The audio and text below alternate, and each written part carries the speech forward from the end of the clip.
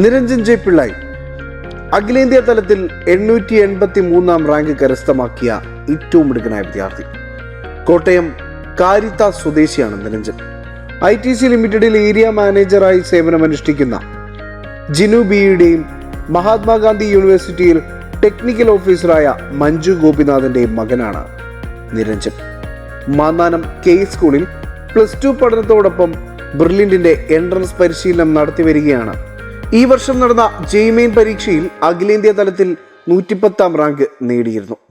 Obviously JEE main prepare ചെയ്യുന്ന പോലെ നമുക്ക് JEE അഡ്വാൻസ്ഡ് പ്രിപ്പയർ ചെയ്തിട്ട് കാര്യമില്ല. അതൊരു എന്താ പറയുക, ഒരു higher level of exam. Okay, അപ്പോൾ എന്തെല്ലാം ചേഞ്ചസ് ആണ് വരുത്തിയത്?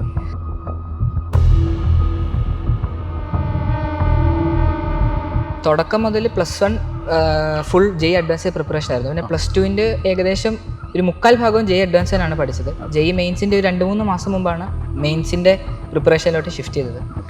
രണ്ടിലെയും പ്രിപ്പറേഷനിലെ സ്ട്രാറ്റജിയിലെ വ്യത്യാസം നമ്മൾ മെയിൻസിന് കൂടുതൽ ഫോർമുല ബേസ്ഡും സ്പീഡും ആണ് നമുക്ക് ഇമ്പോർട്ടൻ്റ് എങ്കിൽ അഡ്വാൻസിന് കൂടുതലും കോൺസെപ്റ്റും ആക്യുറസിയാണ് ഇമ്പോർട്ടൻറ്റ്. JEE മെയിൻസിൻ്റെ അടുത്തൊക്കെ ആയപ്പോഴത്തേക്ക് ഒരാഴ്ചയിൽ 3-4 എക്സാം ഞാൻ സെൻറ്ററിൽ വന്ന് CBT ആയിട്ട് എഴുതിയായിരുന്നു.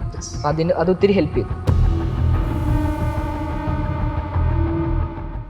ഗായ്സ്, അങ്ങനെ 2026 JEE അഡ്വാൻസ്ഡ് എക്സാമിനേഷൻ്റെ റിസൾട്ടുകൾ പബ്ലിഷ് ചെയ്യുകയാണ്. അപ്പോൾ JEE അഡ്വാൻസിനെ പറ്റി പറയുകയാണെങ്കിൽ നമുക്കറിയാം, India's toughest if not world's toughest ആയിട്ടുള്ള എക്സാമുകളിൽ ഒന്നാണ്. അപ്പോൾ അത്രയേറെ ടഫായിട്ടുള്ളൊരു എക്സാമിൽ കേരള ടോപ്പറായി തന്നെ മാറിയിരിക്കുന്ന നിരഞ്ജൻ ജെ പിള്ളയാണ് ഇന്ന് നമ്മളോടൊപ്പം ഉള്ളത്. നിരഞ്ജനെ പറ്റി വേറൊരു പ്രത്യേകിച്ചുള്ളൊരു ഇൻട്രഡക്ഷൻ്റെ ആവശ്യമില്ല. കാരണം JEE മെയിൻ റിസൾട്ട് വന്നപ്പോൾ നമ്മൾ കണ്ടതാണ് കേരള ഫസ്റ്റ് റാങ്ക് കരസ്ഥമാക്കിയ വ്യക്തിയായിരുന്നു Niranjan. So Niranjan, once again congratulations and welcome back. Okay, അപ്പോൾ നിരഞ്ജൻ അന്ന് അവസാനമായിട്ട് നമ്മൾ കാണുമ്പോൾ JEE മെയിൻ റിസൾട്ട് വന്നു, JEE അഡ്വാൻസിനായിട്ടുള്ള പ്രിപ്പറേഷനിലായിരുന്നു എന്നാണ് പറഞ്ഞത്. അതെ, അപ്പോൾ ഇപ്പോൾ റിസൾട്ട് വന്നിരിക്കുന്നു. നമ്മൾ ആ ഒരു കഷ്ടപ്പെട്ടതിൻ്റെ ആ ഒരു റിസൾട്ട് നമുക്ക് നല്ല രീതിയിൽ തന്നെ കിട്ടിയിരിക്കുകയാണ്. ഓക്കെ, അപ്പോൾ എന്ത് തോന്നുന്നു? റിസൾട്ട് വന്നപ്പം നല്ല സന്തോഷമുണ്ട്. ഇത്ര നാൾ പഠിച്ചതിൽ ഒരു നല്ല ഫലം കിട്ടിയതിൽ സന്തോഷമുണ്ട്. പിന്നെ പേരൻസിൻ്റെ ഒക്കെ മുഖത്തെ സന്തോഷം കാണുമ്പോൾ എനിക്ക് നല്ല ഹാപ്പിയാണ്.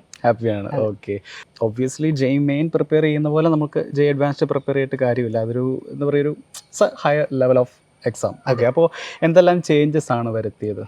അതോ തുടക്കം മുതൽ JEE അഡ്വാൻസിന് വേണ്ടി തന്നെ ആയിരുന്നു പ്രിപ്പറേഷൻ? എങ്ങനെയായിരുന്നു? തുടക്കം മുതൽ +1 ഫുൾ JEE അഡ്വാൻസ്ഡ് പ്രിപ്പറേഷൻ ആയിരുന്നു. പിന്നെ +2ൻ്റെ ഏകദേശം ഒരു 3/4 ഭാഗവും JEE അഡ്വാൻസിനാണ് പഠിച്ചത്. JEE മെയിൻസിൻ്റെ ഒരു 2-3 മാസം മുമ്പാണ് മെയിൻസിൻ്റെ പ്രിപ്പറേഷനിലോട്ട് ഷിഫ്റ്റ് ചെയ്തത്.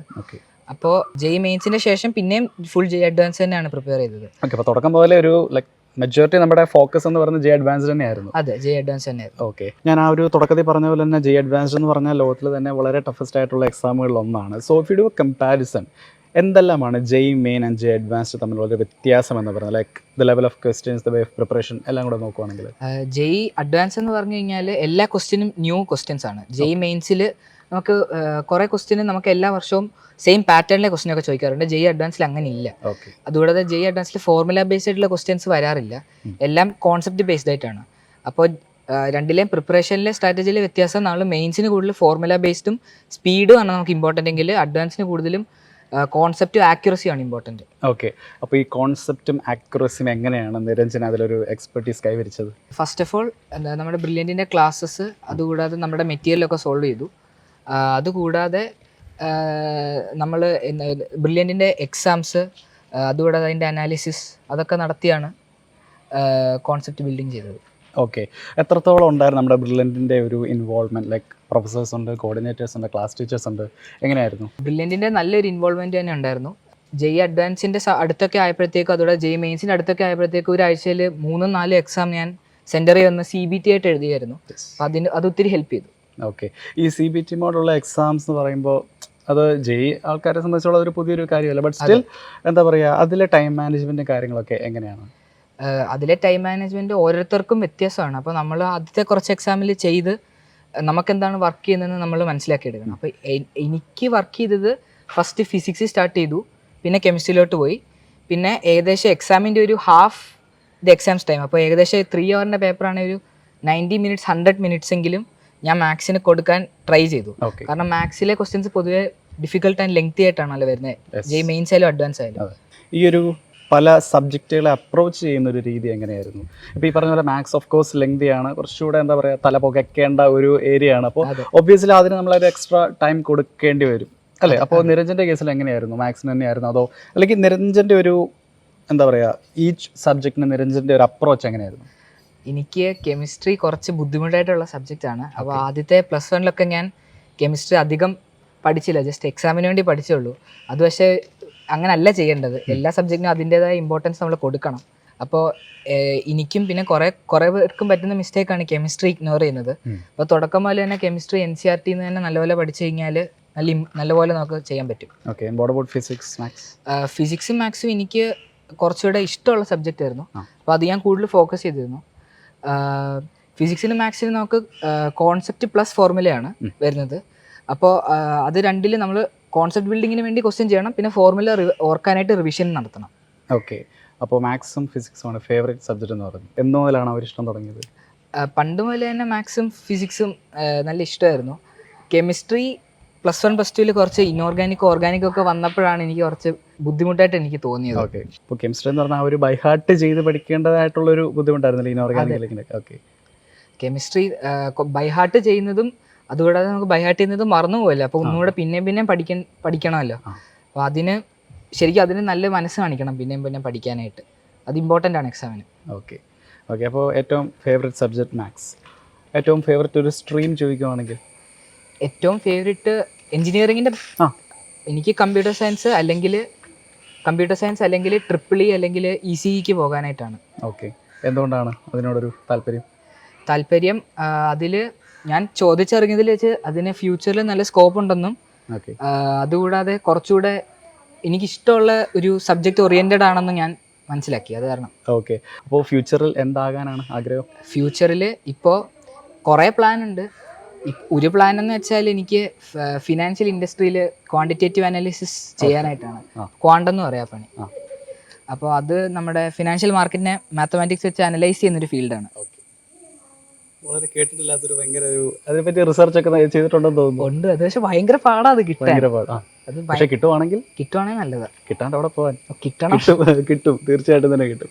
ഓക്കെ, അപ്പോൾ എന്തുകൊണ്ടാണ് ആ ഒരു മേഖലയിലേക്ക് ഫിനാൻഷ്യൽ ആ ഒരു ഇതിലേക്ക്? ഫിനാൻഷ്യലിനെക്കാട്ടിലും കൂടുതൽ മാത്തമാറ്റിക്കലി ഒരു റിലേഷൻ ഉള്ളതുകൊണ്ടാണ് ആ ഫീൽഡ്. ഓക്കെ, നമുക്ക് ചെയ്യാൻ പറ്റും എന്നുള്ളൊരു കോൺഫിഡൻസ് നമുക്ക് നൽകുന്നൊരു ഫീൽഡാണത്. കോൺഫിഡൻസ് അത് തന്നെയാണ്. Okay, again coming back to brilliant. അപ്പോൾ പറഞ്ഞു നമ്മുടെ മോഡൽ എക്സാമിൻ്റെ കാര്യങ്ങളൊക്കെ പറഞ്ഞു. ബട്ട് സ്റ്റിൽ ഒരു അക്കാഡമിക് ബേസിൽ മാത്രമല്ല ബ്രില്യൻ്റ് ഒരു വിദ്യാർത്ഥിക്ക് ഒരു സപ്പോർട്ട് കൊടുക്കുന്നത്. ഇപ്പോൾ നമ്മുടെ കോർഡിനേറ്റേഴ്സ് ഉണ്ട്, ക്ലാസ് ടീച്ചേഴ്സ് ഉണ്ട്, അവർ നിങ്ങളായിട്ടൊക്കെ ഒരു നിരന്തരം ഒരു കമ്മ്യൂണിക്കേഷനിൽ ഏർപ്പെടുന്ന അവരാണ്. അപ്പോൾ അവരുമായിട്ടുള്ള ഇൻട്രാക്ഷൻസും അവരുടെ ഒരു കോൺട്രിബ്യൂഷൻ എന്തെല്ലാമായിരുന്നു? അവരുടെ കോൺട്രിബ്യൂഷൻ വളരെ വലുതാണ്. എൻ്റെ ക്ലാസ് ടീച്ചർ ജോസഫ് സാറായിരുന്നു. +1 +2 സാറ് ഇപ്പോൾ നമുക്ക് എന്ത് ബുദ്ധിമുട്ടുണ്ടെങ്കിലും സാറിനോട് ചോദിച്ചു കഴിഞ്ഞാൽ സാർ എങ്ങനെയും അത് സോൾവ് ചെയ്ത് തരും. അതുകൂടാതെ എൻ്റെ സെൻറ്റർ കോർഡിനേറ്ററായ ബിജു സാർ, പിന്നെ എന്നെ ഒത്തിരി ഹെൽപ്പ് ചെയ്ത് ബിനോയ് സാർ, പിന്നെ ബിനിൽ സാർ, എല്ലാവരും ഒത്തിരി ഹെൽപ്പായിരുന്നു. ശരിക്കും എൻ്റെ മെൻറ്റേഴ്സ് എന്ന് തന്നെ എനിക്ക് പറയാൻ പറ്റും. അപ്പോൾ എനിക്ക് ചില മോക്ക് ടെസ്റ്റിന് കുറച്ച് മാർക്കൊക്കെ കുറയും. അന്നേരം എനിക്ക് കുറച്ച് അതിൻ്റേതായ വിഷമമൊക്കെ ഉണ്ടായിരുന്നു. അപ്പോൾ അന്നേരം എന്നെ വിളിച്ച് മോട്ടിവേറ്റ് ചെയ്യുന്നതും പിന്നെ അതുകൂടാതെ അടുത്ത പരീക്ഷയ്ക്ക് എന്താണ് ഫോക്കസ് ചെയ്യേണ്ടത്, അതിൻ്റെ ടാക്ടിക്സ് സ്ട്രാറ്റജിയൊക്കെ പറഞ്ഞുതരാൻ എല്ലാവരും ഒത്തിരി സഹായിച്ചു. ഓക്കെ, നമ്മുടെ ബെർലിനിലെ ഡയറക്ടേഴ്സൊക്കെ നമ്മുടെ ക്ലാസ്സുകളിലൊക്കെ നമ്മളോട് ചെറിയ ഇൻട്രാക്ഷൻ ഒക്കെ നടത്താറുണ്ടായിരുന്നു.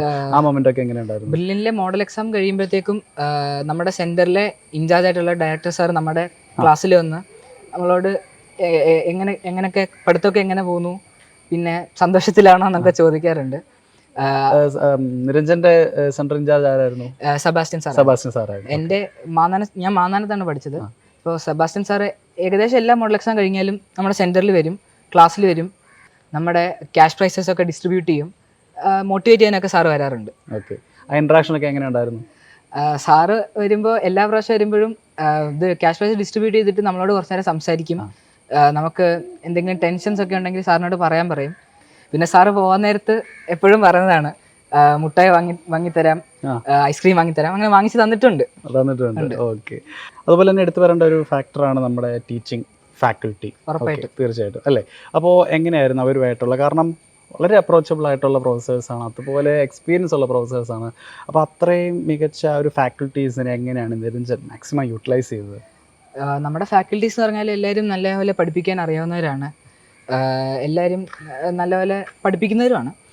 അപ്പോൾ അത് യൂട്ടിലൈസ് ചെയ്ത് നമുക്ക് എല്ലാ പീരീഡ് കഴിഞ്ഞിട്ടും നമുക്ക് ഡൗട്ട് ക്ലിയറൻസ് ഒരു അവസരം നമുക്ക് കിട്ടാറുണ്ട്. അപ്പോൾ അത് മാക്സിമം യൂട്ടിലൈസ് ചെയ്യാൻ നോക്കി. പിന്നെ നമുക്ക് എന്തെങ്കിലും ഒരു ക്ലാസ് ഒന്നും എടുത്തു തരണമെങ്കിൽ നമുക്ക് അവധിയുള്ള ദിവസങ്ങളിൽ സൺഡേസിൽ അല്ലെങ്കിൽ ഏതെങ്കിലും ഹോളിഡേയ്സിൽ പറഞ്ഞു കഴിഞ്ഞാൽ നമുക്ക് എടുത്തു തരികയൊക്കെ ചെയ്യാം. ഓക്കെ. ആൻഡ് ലാസ്റ്റ്ലി എങ്ങനെയായിരുന്നു നിരഞ്ജൻ്റെ ഒരു പ്രിപ്പറേഷൻ സ്ട്രാറ്റജി കാര്യങ്ങളൊക്കെ? പ്രിപ്പറേഷൻ സ്ട്രാറ്റജി വരുമ്പോഴത്തേക്കും ഞാൻ ബ്രില്യൻറ്റിൻ്റെ പഠിപ്പിക്കുന്നത് കൂടെയാണ് ഫോളോ ചെയ്തു പോയത്. നമ്മുടെ പ്രൊഫസേഴ്സിൻ്റെ നോട്ട്സ്, അവരുടെ ക്ലാസ് അതെല്ലാം ഞാൻ മാക്സിമം പാർട്ടിസിപ്പേറ്റ് ചെയ്യാൻ നോക്കി. നോട്ടിൽ നിന്നാണ് ഞാൻ കൂടുതലും കോൺസെപ്റ്റൊക്കെ പഠിച്ചത്. അതിൻ്റെ ശേഷം പ്രാക്ടീസ് ചെയ്യാനായിട്ട് നമ്മുടെ മൊഡ്യൂൾസ് ഉപയോഗിച്ചു. പിന്നെ ചില സബ്ജക്റ്റിന് നമ്മുടെ കുറച്ച് റെഫറൻസ് ബുക്കൊക്കെ ഉപയോഗിച്ച് പ്രാക്ടീസ് ചെയ്തു. കെമിസ്ട്രിക്കാണെങ്കിൽ ഏറ്റവും ഇമ്പോർട്ടൻ്റ് ആയിട്ട് NCERT ചെയ്യാൻ മാക്സിമം നോക്കി. അതുകൂടാതെ നമ്മുടെ ലേണിംഗ് ആപ്പിലെ ടെസ്റ്റ് പേപ്പേഴ്സ് ഒക്കെ അറ്റംപ്റ്റ് ചെയ്തു. ഓക്കെ. എത്ര എണ്ണമൊക്കെ ചെയ്യുമായിരുന്നു ഒരു ദിവസമൊക്കെ? +1 ആയിരുന്നപ്പോൾ നമുക്ക് കൂടുതൽ ടൈം ഉണ്ടല്ലോ പെർ ചാപ്റ്റർ. അപ്പോൾ ഒരു ചാപ്റ്ററിൻ്റെ ഏകദേശം അതിൽ അവൈലബിൾ ആയിട്ടുള്ള ഒരു 5-6 എണ്ണം ചെയ്യുമായിരുന്നു. ഓക്കെ. +2 ആയപ്പോഴത്തേക്കും കുറച്ച് അവൈലബിൾ ആയിട്ട് ടൈം കുറഞ്ഞതുകൊണ്ട് ഒരു 2-3 എണ്ണം. ഓക്കെ. അപ്പോൾ നിരഞ്ജൻ എന്താ പറയുക, നമ്മളാ ഒരു ഇട്ട എഫേർട്ടിൻ്റെ ഒരു റിസൾട്ട് നമുക്ക് അങ്ങനെ കിട്ടിയിരിക്കുകയാണ്.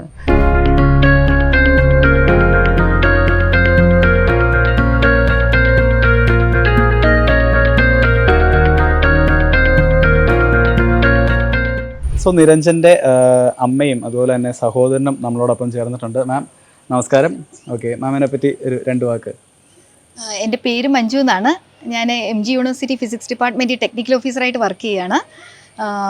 നിരഞ്ജൻ്റെ ഫാദർ ജിനു, അദ്ദേഹം ITC ലിമിറ്റഡ് ബാംഗ്ലൂരിൽ വർക്ക് ചെയ്യുകയാണ്. അപ്പോൾ എൻ്റെ സ്ഥലം മാവേലിക്കരയാണ്, ഹസ്ബൻഡ് കൊല്ലമാണ്. അപ്പോൾ ഞങ്ങളിവിടെ, എൻ്റെ ജോലി MG യൂണിവേഴ്സിറ്റിയിലായതുകൊണ്ട് ഞങ്ങളിവിടെ സെറ്റിലായതാണ്. നിരഞ്ജൻ്റെ അനിയൻ മുകുന്ദനാണ്. മുകുന്ദൻ 4th സ്റ്റാൻഡേർഡിലാണ് പഠിക്കുന്നത്, KE സ്കൂളിലാണ് പഠിക്കുന്നത്. മുകുന്ദനെയും പ്രീ ഫൗണ്ടേഷൻ കോഴ്സിന് ചേർത്തിട്ടുണ്ട്, ഇൻട്രസ്റ്റ് ഉണ്ടാവട്ടെ എന്നുള്ളൊരു പ്രതീക്ഷയിൽ. അപ്പോൾ വീണ്ടും ഒരു റാങ്ക് ഹോൾഡറിനെ ഞങ്ങൾക്ക് പ്രതീക്ഷിക്കാൻ ആഗ്രഹിക്കുന്നു. ഓക്കെ. ഓക്കെ. ജെയ്മേൻ്റെ റിസൾട്ട് വന്നപ്പോൾ നമ്മൾ അമ്മ കണ്ടിരുന്നു, എല്ലാവരും ഇവിടെ ക്രൂ എല്ലാം വന്ന് ഒരു വീഡിയോ എടുത്താണ്. അപ്പോൾ വീണ്ടും ഇങ്ങോട്ട് നിരഞ്ജൻ നമ്മളെ എത്തിച്ചിരിക്കുകയാണ്. ഓക്കെ, അപ്പോൾ എന്ത് തോന്നുന്നു? വളരെ സന്തോഷമാണ് തോന്നുന്നത്.